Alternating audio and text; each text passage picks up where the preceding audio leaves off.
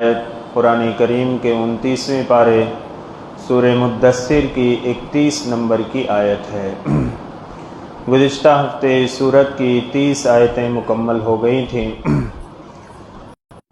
آخری آیت جس میں اللہ تعالی نے فرمایا تھا جہنم کے بارے میں علیہا 19 کہ اس پر 19 فرشتے مقرر ہیں، یعنی جہنم کی نگرانی کے لیے اور جہنمیوں کو سزا دینے کے لیے اور ان کے انتظام کے لیے اللہ رب العزت نے 19 فرشتے مقرر کر رکھے ہیں۔ اللہ رب العزت نے 19 فرشتے کیوں مقرر کیے؟ اس میں کیا حکمت ہے؟ 18 کیوں نہیں رکھے؟ 20 کیوں نہیں رکھے؟ یہ غیبی باتیں ہیں جو اللہ کو معلوم ہے، اللہ ہی بہتر جانتے ہیں۔ اللہ رب العزت نے اس سلسلے میں جو آیت ابھی تلاوت کی گئی، اللہ تعالی نے اس کی طرف اشارہ فرمایا ہے کہ جہنم کے اوپر جو نگران مقرر ہیں وہ فرشتے ہی ہیں، فرشتوں کے علاوہ کوئی دوسری مخلوق اس پہ مقرر نہیں کی گئی۔ مفسرین کرام نے لکھا ہے کہ اللہ تعالی نے انسانوں کو کیوں نہیں مقرر کیا اس کی نگرانی کے لیے؟ اس لیے مقرر نہیں فرمایا کہ انسان آپس میں جو انسان ہوتے ہیں وہ ہم جنس ہوتے ہیں اور ہم جنس کو ایک دوسرے سے محبت ہوتی ہے، تو کہیں ایسا نہ ہو کہ جہنمیوں کو دیکھ کر یا ان کی تکلیفوں کو دیکھ کر ان میں کچھ ہمدردی آ جائے اور جو سزا ان کو دینا مقصود ہے اس میں کمی واقع ہو جائے۔ اس لیے اللہ رب العزت نے فرشتوں کو مقرر فرمایا ہے۔ اللہ تعالیٰ فرماتے ہیں اس میں حکمت کیا ہے؟ وَمَا جَعَلْنَا أَصْحَابَ النَّارِ إِلَّا مَلَائِكَةً، اور ہم نے فرشتوں ہی کو جہنم کی ذمہ داری کے لیے مقرر فرمایا ہے۔ وَمَا جَعَلْنَا عِدَّتَهُمْ إِلَّا فِتْنَةً لِلَّذِينَ كَفَرُوا، اور ہم نے اس کے لیے اس کی جو تعداد رکھی ہے تاکہ ہم اس کے ذریعے سے کافروں کو آزمائیں، یعنی کافروں کی آزمائش بھی مقصد ہے۔ جب یہ آیت نازل ہوئی علیہا 19 کہ اس پر 19 فرشتے مقرر ہیں، تو ابو جہل نے کہا کہ 19 یہ تو بہت مختصر سی تعداد ہے اور محمد رسول اللہ صلی اللہ علیہ وسلم کے ساتھ جو لوگ ہیں ان کی بھی تعداد کم ہے اور میں تو ان کے لیے اکیلا کافی ہوں۔ یہاں تک کہ ایک کافر اس نے یہ کہا کہ میں اپنے سیدھے بازو سے 10 فرشتوں کو ختم کر دوں گا اور بائیں بازو سے جو ہے میں 9 فرشتوں کو ختم کر دوں گا۔ قریش کے نوجوانوں تم ذرا بھی مت گھبراؤ، ڈرو نہیں۔ اللہ تعالیٰ فرماتے ہیں کہ ہم نے اس تعداد اس لیے مقرر کی تاکہ کافروں کو آزمائیں، آیا وہ ان پر ایمان لاتے ہیں یا اس کا انکار کرتے ہیں یا اس کا مذاق اڑاتے ہیں۔ چنانچہ کافر لوگ اس کا مذاق اڑانے لگے۔ لِيَسْتَيْقِنَ الَّذِينَ أُوتُوا الْكِتَابَ، تاکہ جن کو کتاب دی گئی ہے وہ بھی یقین کر لیں، یعنی اہل کتاب سے مراد یہود و نصارہ ہیں۔ اس سے یہ بات معلوم ہوئی کہ سابقہ کتابوں میں بھی یہ بات درج تھی کہ اللہ تعالیٰ نے دوزخ کی نگرانی کے لیے 19 فرشتوں کو مقرر کر رکھا ہے۔ جب یہ بات سنیں گے اور قرآن پاک میں جب اس کو پڑھیں گے تو اہل کتاب کا یقین اور بڑھ جائے گا۔ وَيَزْدَادَ الَّذِينَ آمَنُوا إِيمَانًا، اور تاکہ اس کے ذریعے سے مسلمانوں کے ایمان میں اضافہ ہو جائے، یعنی مسلمان جو اہل ایمان ہیں جو ایمان لا چکے ہیں ان کے ایمان میں اور بھی اضافہ ہو جائے۔ کہ اس 19 فرشتوں سے کیا مقصد ہے؟ جو بات ہمارے سمجھ میں نہ آئے ہم اس پر بھی ایمان لاتے ہیں اور جو بات ہمارے سمجھ میں آئے ہم اس پر بھی یقین رکھتے ہیں۔ اور مومن کا کام یہی ہونا چاہیے کہ جو ہمارے عقل میں آئے یا نہ آئے، اللہ اور اس کے رسول کی طرف سے بتلایا گیا ہے، ہم اس پر ایمان ہمیں رکھنا چاہیے اور اس پر یقین رکھنا چاہیے۔ وَلَا يَرْتَابَ الَّذِينَ أُوتُوا الْكِتَابَ وَالْمُؤْمِنُونَ وَلِيَقُولَ الَّذِينَ فِي قُلُوبِهِم مَّرَضٌ وَالْكَافِرُونَ مَاذَا أَرَادَ اللَّهُ بِهَذَا مَثَلًا وَلَا يَرْتَابَ الَّذِينَ أُوتُوا الْكِتَابَ وَالْمُؤْمِنُونَ، تاکہ کتاب والے یعنی اہل کتاب والمؤمنون اور مسلمان کسی شک کے اندر نہ رہیں۔ یعنی یقین ہو جائے ان کو کہ اللہ کی طرف سے یہ 19 فرشتے جہنم کے نگران اور دوزخ کے نگران مقرر کیے گئے ہیں۔ وَلِيَقُولَ الَّذِينَ فِي قُلُوبِهِم مَرَضٌ، اور تاکہ جن کے دلوں میں روگ ہے، جو نفاق کے اندر مبتلا ہیں، والکافرون، اور جو کافر ہیں، ماذا اراد اللہ بہذا مثلا، وہ یہ کہیں کہ اللہ نے اس مثال سے کیا مراد لیا ہے، یا اللہ کے اس بات سے کیا غرض ہے۔ جو جن کے اندر روگ ہوتا ہے، بیماری ہوتی ہے، یعنی جن کا ایمان پختہ نہیں ہوتا، جو نفاق کے اندر مبتلا رہتے ہیں، یا جو کافر ہیں، وہ ایسی مثالوں سے، ایسے بیان سے اس کی کھوج میں اور اس کی ٹوہ میں لگ جاتے ہیں کہ آخر اللہ کی غرض کیا ہے، یہ 19 فرشتے مقرر کرنے کا اللہ کا مقصد کیا ہے۔ لیکن جو ایمان میں پختہ ہوتے ہیں، ان کی زبان اور دل پر یہی بات رہتی ہے کہ اللہ تعالیٰ کی غیبی حکمت ہے، ہمیں اس پر ایمان اور یقین رکھنا ہے۔ کذالک یضل اللہ من یشاء ویہدی من یشاء، اسی طرح اللہ جسے چاہتا ہے گمراہ کر دیتا ہے اور جسے چاہتا ہے ہدایت دیتا ہے۔ یعنی ایسی مثالوں کے ذریعے سے گمراہ کرنے کا مقصد یہ ہے، مطلب یہ ہے کہ کہیں ایسا تو نہیں ہے کہ اللہ رب العزت کسی کو گمراہی کے اوپر مجبور کرتے ہیں، یا یہ مطلب نہیں ہے کہ اللہ تعالیٰ کسی کو ہدایت کے اوپر مجبور کرتے ہیں، بلکہ اللہ تعالیٰ ایسی مثالوں کے ذریعے سے بندے کو اختیار دیتے ہیں، وہ اپنے اختیار سے چاہے تو وہ ہدایت کا راستہ اختیار کرے، اور اگر چاہے تو گمراہی کے راستے پر جا پڑے۔ تو قرآن کریم میں جہاں بھی یہ فرمایا گیا کہ اللہ جسے چاہتا ہے اسے گمراہ کرتا ہے اور جسے چاہتا ہے اسے ہدایت دیتا ہے، اس کا مطلب ہرگز یہ نہیں سمجھنا چاہیے کہ اللہ کسی بندے کو مجبور کرتا ہے، بلکہ دو باتیں ہیں، ایک ہے اللہ کی مشیت اور ایک ہے اللہ کی رضا۔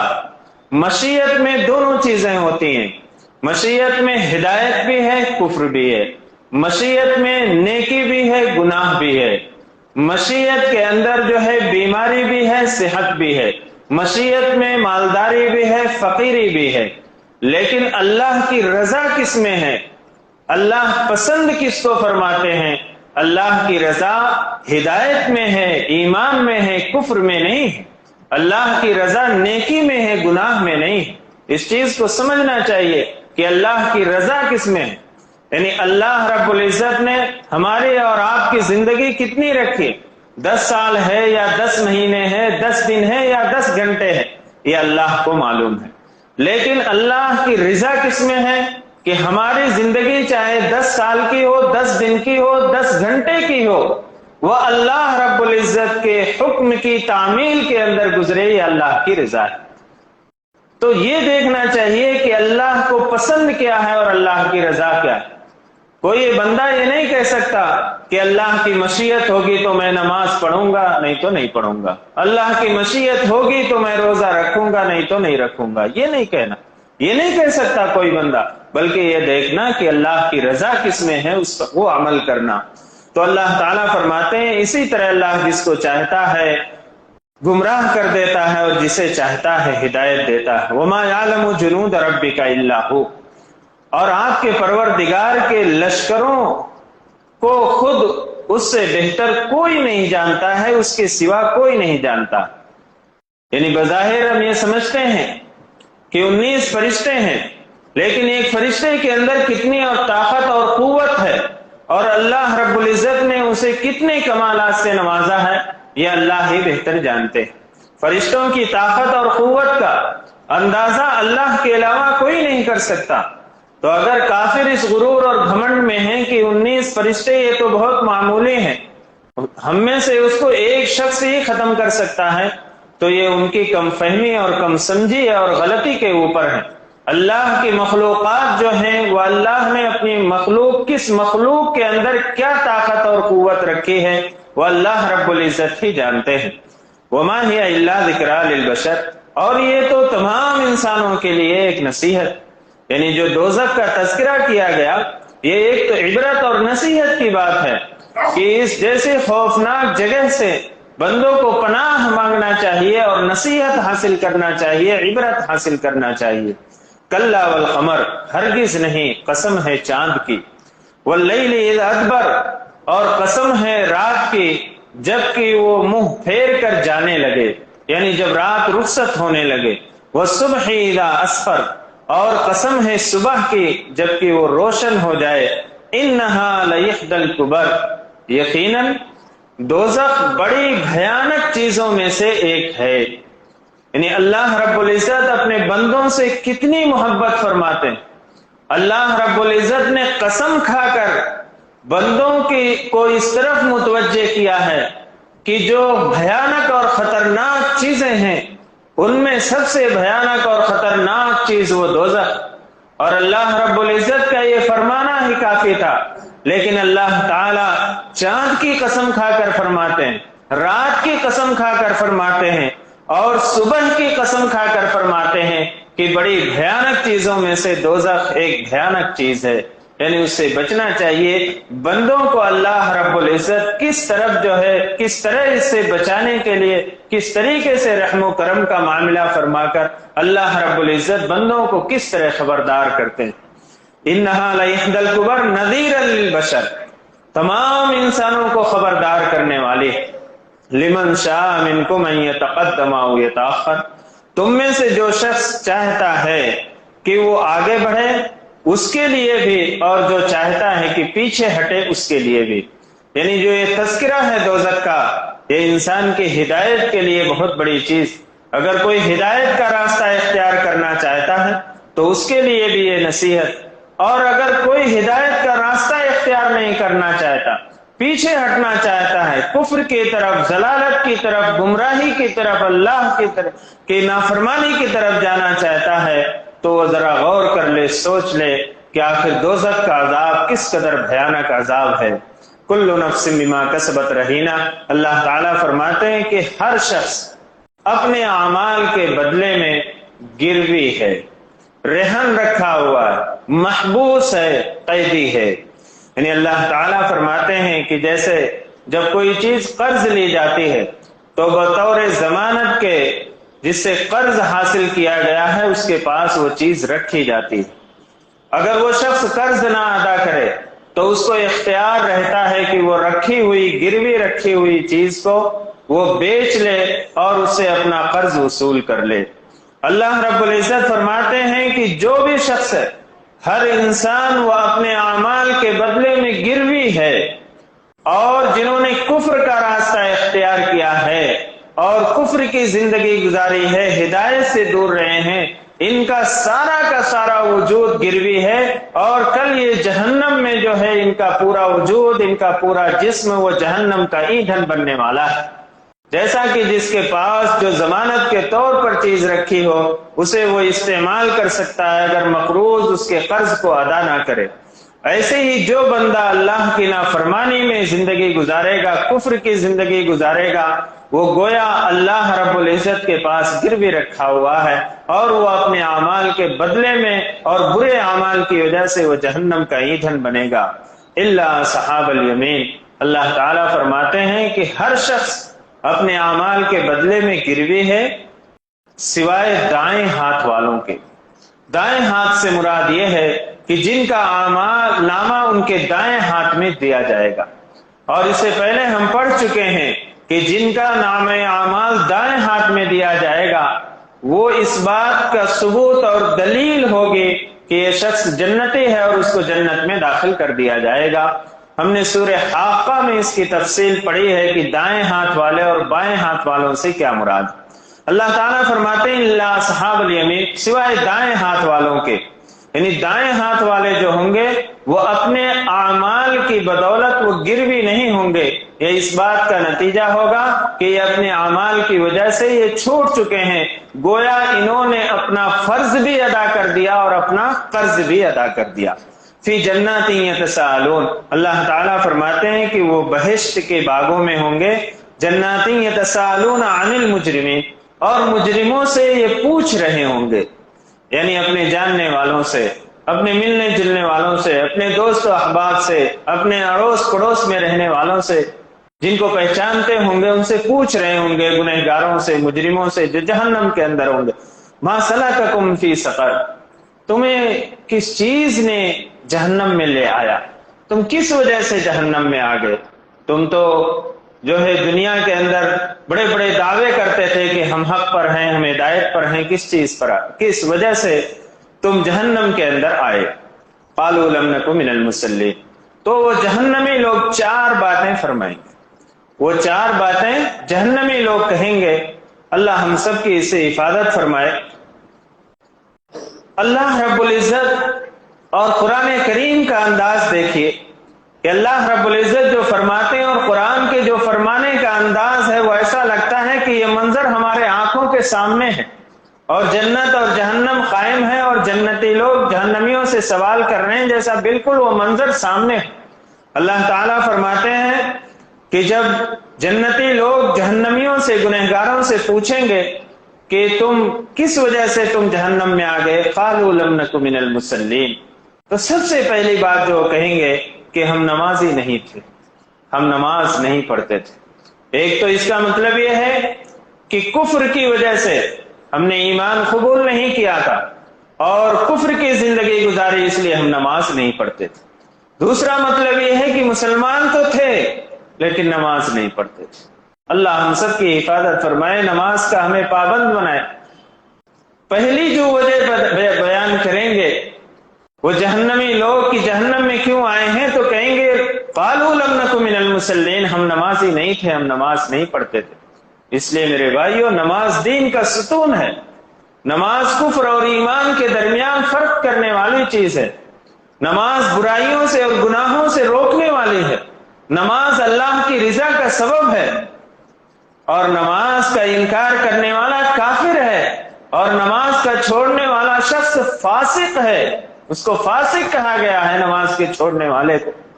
تو نماز بہت اہم عبادت ہے۔ آگے اللہ تعالیٰ فرماتے ہیں وَلَمْ نَكُ نُطْعِمُ الْمِسْكِينَ، اور پھر وہ جہنمی لوگ کہیں گے ہم مسکین کو کھانا نہیں کھلاتے تھے، یعنی ہم مسکین کی مدد نہیں کرتے تھے۔ پہلی بات حقوق اللہ سے تعلق رکھتی ہے کہ ہم نماز نہیں پڑھتے تھے، یعنی اللہ کا حق ادا نہیں کرتے تھے، اور دوسری چیز جو ہے وہ حقوق العباد سے تعلق رکھتی ہے کہ ہم بندوں کا حق نہیں ادا کرتے تھے۔ اللہ رب العزت کا کرم ہے، احسان ہے، اس کا بہت بڑا رحم و کرم ہے کہ اللہ رب العزت ہمیں ہر وقت پیٹ بھر کر کھلاتا ہے، لیکن ہمارے اڑوس پڑوس میں یا کتنے ایسے لوگ دنیا کے اندر ہیں جن کو 2 وقت کی روٹی میسر نہیں۔ اللہ رب العزت فرماتے ہیں وَلَمْ نَكُ نُطْعِمُ الْمِسْكِينَ، کہ وہ جہنمی کہیں گے کہ ہم مسکین کو کھانا نہیں کھلاتے تھے، بھوکے کو کھانا نہیں کھلاتے تھے، ضرورت مند کی ہم مدد نہیں کرتے تھے، ضرورت مند کے دیکھ کر ہمارے دل کے اندر اس کی مدد کرنے کی تڑپ پیدا نہیں ہوتی تھی۔ آج ہم جو ہے اخبارات پڑھتے ہیں، آج ہم خبریں سنتے ہیں اور ایسے واقعات اور حالات کو سنتے ہیں، لیکن جو تڑپ ہمارے اندر پیدا ہونی چاہیے، جو ہمدردی ہمارے اندر پیدا ہونی چاہیے، وہ نہیں ہو رہی۔ حضرت عمر فاروق رضی اللہ عنہ کا دور خلافت ہے، اور فرماتے ہیں کہ خدا کی قسم اگر دریائے دجلہ اور فرات کے کنارے کوئی کتا بھی بھوکا مر جاتا ہے تو کل میں خدا کے یہاں کا کیا جواب دوں گا کہ عمر تیری حکمرانی میں ایک جانور، ایک کتا بھوکا مر گیا اور تھے اس کی مدد کیوں نہیں کی، اس کی داد رسی۔ دردی اور تڑپ آج ہمارے دلوں سے اندر نکل گئی ہے، ہمارے دلوں کے اندر ایک جو ہے قساوت یعنی سختی پیدا ہو گئی۔ آج ہم خبریں پڑھتے ہیں، سنتے ہیں، دیکھتے ہیں، اخبار لیتے ہیں، لیکن کسی ہمدردی کی نیت سے نہیں لیتے ہیں، بلکہ بس خبریں معلوم کرنے کے لیے ہم لیتے ہیں۔ تو اللہ تعالیٰ فرماتے ہیں کہ وہ جہنمی لوگ دوسری جو وجہ بیان فرمائیں گے جہنم میں جانے کے وَلَمْ نَكُ نُطْعِمُ الْمِسْكِينَ، کہ ہم مسکین کو کھانا نہیں کھلاتے تھے۔ وَكُنَّا نَخُوضُ مَعَ الْخَائِضِينَ، اور دنیا میں بیہودہ باتوں میں لگے رہنے والوں کے ساتھ ہم بھی لگے رہتے تھے۔ بیہودہ باتیں، اس سے مراد ایک تو وہ کافر لوگ کہ جو کافروں کے خلاف ہوتے تھے، اسلام اور مسلمانوں کے خلاف،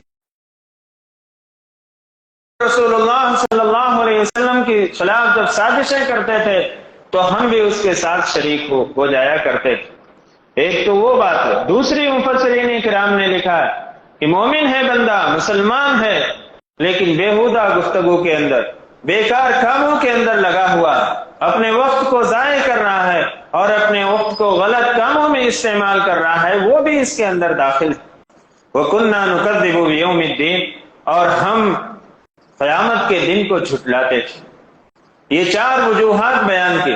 کافر تو اس کا منکر ہوتا ہے، لیکن مومن زبان سے تو کہتا ہے کہ ہاں آخرت برحق ہے، قیامت کا دن برحق ہے، حساب کتاب برحق ہے، لیکن اپنے عمل کے ذریعے سے جھٹلاتا ہے۔ جب ہمیں اس بات کا یقین ہے کہ ہمیں اپنی زندگی کے ایک ایک عمل، ایک ایک لمحے کا حساب دینا ہے، تو پھر ہم اس میں گناہ کیوں کریں؟ ہم خطا کیوں کریں؟ ہم اللہ کی نافرمانی کیوں کریں؟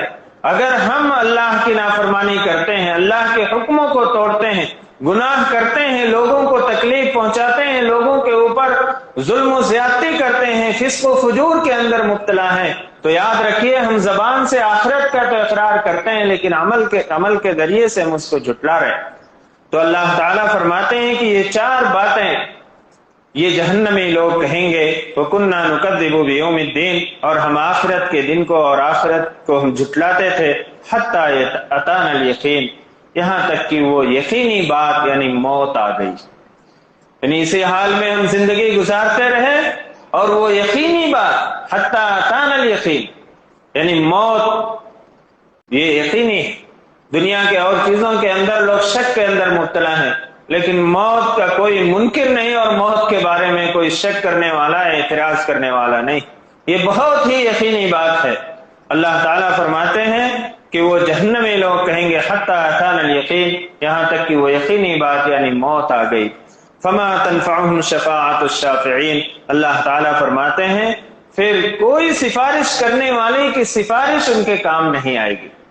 یعنی کافروں کے بارے میں کسی کو سفارش کی اجازت بھی نہیں ہوگی، اور اگر کوئی سفارش کرنا بھی چاہے گا، کرے گا بھی، تو کافروں کے بارے میں تو کوئی سفارش قبول نہیں کی جائے گی۔ البتہ مومن کے بارے میں کہ نیک لوگوں کی سفارش، حفاظ کرام کی سفارش، اور انبیاء علیہ السلام میں جناب محمد رسول اللہ صلی اللہ علیہ وسلم کی شفاعت اور سفارش کو اللہ رب العزت قبول فرمائیں گے۔ اور وہ مومن و مسلمان ہوں گے جو اپنے گناہوں کی وجہ سے کچھ وقت کے لیے جہنم کے اندر داخل کیے جائیں گے اس گناہوں کی سزا کی وجہ سے۔ پھر اللہ رب العزت اپنے نیک بندوں اور جو ہیں حفاظ کرام اور اسی طریقے سے جناب محمد رسول اللہ صلی اللہ علیہ وسلم کی شفاعت سے اور سفارش سے ان کو جہنم سے نکال کر جنت کے اندر داخل فرما دیں گے۔ تو اللہ تعالیٰ فرماتے ہیں کہ سفارش کرنے والوں کی سفارش ان کے بارے میں بالکل قبول نہیں کی جائے گی۔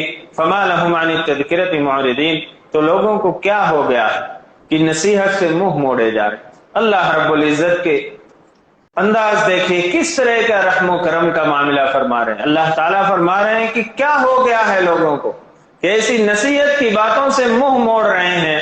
کأنہم حمر مستنفرہ، اللہ تعالیٰ فرماتے ہیں گویا کہ وہ جنگلی گدھے ہیں، یعنی جنگل میں کوئی گدھا جیسے ہو، اس جنگلی گدھے کی طرح، فرت من قسورہ، جو شیر کے ڈر سے نکل پڑے ہوں۔ یعنی جنگلی گدھے جنگل میں رہتے تھے، لیکن شیر کے ڈر کی اور خوف کی وجہ سے وہ نکل بھاگے ہوں۔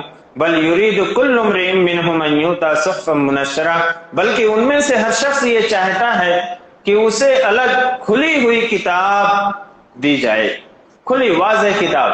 یعنی جب قرآن نازل ہوا جناب محمد رسول اللہ صلی اللہ علیہ وسلم، تو مکہ کے کافروں نے یہ بھی اعتراض کیا کہ ایک شخص ہی پر کی کتاب نہ اتاری گئی، ہر ایک شخص کے ہاتھ میں کیوں نہیں کتابیں دی گئی کہ ہر ایک شخص کو کتاب دی جائے۔ کلا بل لا یخافون الآخرہ، اللہ تعالیٰ فرماتے ہیں ہرگز نہیں، بلکہ وہ آخرت سے ڈرتے ہی نہیں۔ یعنی ہر شخص کو اگر کتاب دی جاتی تو ہر شخص اپنی منمانی اس کی تشریح کرتا، اس کی تفسیر کرتا، اور کتاب کے لیے یہ بھی ضروری ہے کہ کتاب کے ساتھ معلم بھی ہو تاکہ اس کتاب کو سمجھائے۔ جناب محمد رسول اللہ صلی اللہ علیہ وسلم کو اللہ تعالیٰ نے معلم بنا کر بھیجا، بعثت معلما، کہ اللہ تعالیٰ نے مجھے معلم بنا کر بھیجا۔ صرف کتاب ہی کافی نہیں ہے، اور صرف کتاب نازل کر دینے سے ہی مقصد حاصل نہیں ہوگا، بلکہ اللہ تعالیٰ نے جناب محمد رسول اللہ صلی اللہ علیہ وسلم کو معلم بنا کر بھیجا۔ تو اگر ہر شخص کو کتاب دے دی جاتی تو ہر شخص اپنی کتاب کے اپنے مطلب کے موافق اس کی تشریح اور اس کی اس کے معنی اور مطلب نکالتا، اور پھر اس دنیا کا نظام اور جو کتاب کے نزول کا مقصد ہے وہ مقصد ہی ختم ہو جاتا۔ اللہ تعالیٰ فرماتے ہیں کلا بل لا یخافون الآخرہ، ہرگز نہیں بلکہ یہ تو آخرت سے ڈرتے ہی نہیں، کلا انہ تذکرہ، اللہ تعالیٰ فرماتے ہیں ہرگز نہیں، یہ قرآن نصیحت ہے، یعنی قرآن جو اللہ نے جو کتاب نازل فرمائی ہے یہ نصیحت کی کتاب ہے۔ فمن شاء ذکرہ، تو جو شخص چاہے اس سے نصیحت حاصل کرے۔ اللہ نے اختیار دیا ہے، اللہ کسی کو مجبور نہیں کرتے، نہ ہدایت کے اوپر مجبور کرتے ہیں، نہ کسی کو گمراہی کے اوپر مجبور کرتے ہیں۔ اللہ نے ہدایت کی کتاب اتار دی، نصیحت کی کتاب اللہ تعالیٰ نے اتار دی، اب جو شخص چاہے وہ اس سے نصیحت حاصل کرے۔ وما یذکرون الا ان یشاء اللہ، اور اس سے نصیحت حاصل نہیں کرتے مگر وہ جسے اللہ چاہے، یعنی اللہ جسے منظور کرے، اور اللہ اسے ہی منظور کرتے ہیں جس کے اندر تڑپ ہوتی، طلب ہوتی ہے، کچھ حاصل کرنے کی کوشش کرتا ہے، اللہ رب العزت اس کے لیے راستے آسان فرماتے ہیں۔ ہوا اہل التقوی، اس کی یہ شان ہے کہ اس سے ڈرا جائے، یعنی اللہ کی شان یہ ہے کہ اللہ کا ڈر اور خوف رکھا جائے۔ وَأَهْلُ الْمَغْفِرَةِ، اور اس کی شان یہ ہے کہ وہی معاف کرنے کا مالک ہے، یعنی اللہ کی شان یہ ہے کہ اللہ سے ڈرا جائے، اور اللہ کی شان بھی یہی ہے کہ اللہ معاف فرمانے والے ہیں۔ تو اللہ رب العزت نے اس آخری آیت میں دو باتیں خاص طور سے جو فرمائیں کہ ڈرے اللہ کا خوف اور اللہ کا ڈر دل کے اندر ہو کہ اللہ کے سامنے ہمیں کھڑے ہونا ہے، اور اپنے محسن اور مربی کے سامنے، اپنے رب کے سامنے کھڑے ہونا ہے، جس رب نے ہمیں ناخن سے لے کر سر کے بالوں تک نعمتوں سے نواز رکھا ہے، اور اپنے عمل کا حساب دینا ہے، اور پھر یہ امید رکھنا کہ معاف کرنے کا مالک بھی وہی ہے، اس کے علاوہ کوئی معاف کرنے والا نہیں ہے۔ معافی بھی اسی سے مانگنا، توبہ بھی اسی سے کرنا، اور یہ امید بھی رکھنا کہ گناہ ہو گئی، بشر ہیں، انسان ہے، غلطی ہو گئی، خطا ہو گئی، اللہ رب العزت ہی معاف کرنے کا مالک ہے۔ اس آیت پہ یہ سورہ مکمل ہو گئی۔ اللہ رب العزت ہم سب کو عمل کی توفیق عطا فرمائے، اور جہنمیوں نے جن 4 اعمال کی وجہ بتلائی ہے کہ جس کی وجہ سے ہم جہنم کے اندر داخل ہوئے، اللہ ہم سب کی اس سے حفاظت فرمائے۔ آمین۔ وآخر دعوانا الحمدللہ رب العالمین۔ الحمد للہ رب العالمین والعاقبۃ للمتقین، والصلاة والسلام علی سید الانبیاء والمرسلین محمد وعلی آلہ واصحابہ اجمعین۔ ربنا ظلمنا انفسنا وان لم تغفر لنا وترحمنا لنكونن من الخاسرين ربنا افرغ علينا صبرا وثبت اقدامنا وانصرنا على القوم الكافرين يا حي يا قيوم يا ودود يا ذو العرش المجيد یا رحم الراحمین، آپ رب العالمین ہیں، سارے جہان کے پالنے والے، آپ رحمان ہیں، بڑی بڑی خطاؤں کو معاف فرمانے والے، آپ رحیم ہیں، بار بار معاف فرمانے والے، آپ کریم ہیں، بلا استحقاق بہت ساری نعمتوں سے نوازنے والے۔ یا رحم الراحمین، آپ نے ہمیں دین و دنیا کی بہت ساری نعمتوں سے نوازا ہے، ایسی ایسی نعمتیں عطا فرمائی ہیں جن نعمتوں کے ہم مستحق اور حقدار بھی نہ تھے، محض آپ نے اپنے فضل و کرم سے وہ ساری نعمتیں ہمیں عطا فرمائی، اور ان نعمتوں کے عطا فرمانے میں آپ تنہا مالک ہیں، آپ کا کوئی شریک نہیں۔ یا رحم الراحمین، جہاں آپ نے ہمیں دین و دنیا کی بہت ساری نعمتیں عطا فرمائی ہیں، وہیں ہم سب کو مغفرت کی تامہ نعمت سے بھی مالا مال فرما دیجئے۔ یا رحم الراحمین، ہم سب کی مغفرت فرما دیجئے۔ یا رحم الراحمین، ہم سب اپنے گناہوں سے توبہ کرتے ہیں، یا رحم الراحمین ہماری توبہ قبول فرما لیجئے، ہم سب پر معافی کا قلم پھیر دیجئے۔ یا رحم الراحمین، ہم گنہگار، خطاوار، قصوروار بندے ہیں، یا رحم الراحمین آپ بڑی بڑی خطاؤں کو معاف فرمانے والے، حتیٰ کہ کفر اور شرک کو بھی توبہ کرنے سے معاف فرما دیتے ہیں۔ یا رحم الراحمین ہم سب کی خطاؤں کو، لغزشوں کو درگزر فرما دیجیے۔ یا رحم الراحمین جو بیمار ہے انہیں شفاء کاملہ عاجلہ دائمہ مستمرہ عطا فرمائیے، جو پریشان حال ہیں ان کی پریشانیوں کو دور فرما دیجیے، جو ضرورت مند ہیں ان کی جائز ضرورتوں کی تکمیل فرما دیجیے۔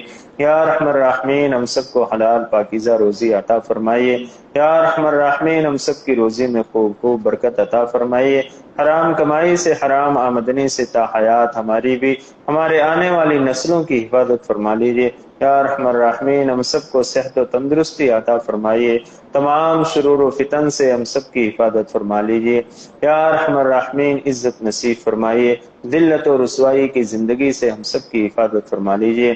یا ارحم الراحمین ہم میں سے جن کے والدین یا ان میں سے کوئی ایک باحیات ہے، یا ارحم الراحمین ان کو صحت و تندرستی عطا فرمائیے، ان کی عمروں میں برکت عطا فرمائیے، اور ان کے سایہ عاطفت کو ہمارے سروں پر تا دیر قائم اور دائم رکھیے۔ اور ہم میں سے جن کے والدین یا ان میں سے کوئی ایک اس دنیا سے رخصت ہو گئے، یا ارحم الراحمین ان کی مغفرت فرما دیجیے، انہیں کروٹ کروٹ جنت نصیب فرمائیے، جنت الفردوس میں اعلیٰ مقام عطا فرمائیے۔ یا ارحم الراحمین جن گھروں کے اندر نوجوان بچے بچیاں ہیں جو نکاح کی عمروں کو پہنچ چکے ہیں، یا ارحم الراحمین ان کے لیے مناسب شرعی جوڑے کا انتظام فرما دیجیے۔ جن شادی شدہ لوگوں کی گود اولاد سے خالی ہے، یا ارحم الراحمین انہیں نیک صالح اولاد عطا فرما دیجیے۔ یا ارحم الراحمین حضور اکرم صلی اللہ علیہ وسلم کے صدقہ طفیل ہماری دعاؤں کو قبول و منظور فرما لیجیے۔ ربنا تقبل منا انك انت السميع العليم وتب علينا انك انت التواب الرحيم برحمتك يا ارحم الراحمين۔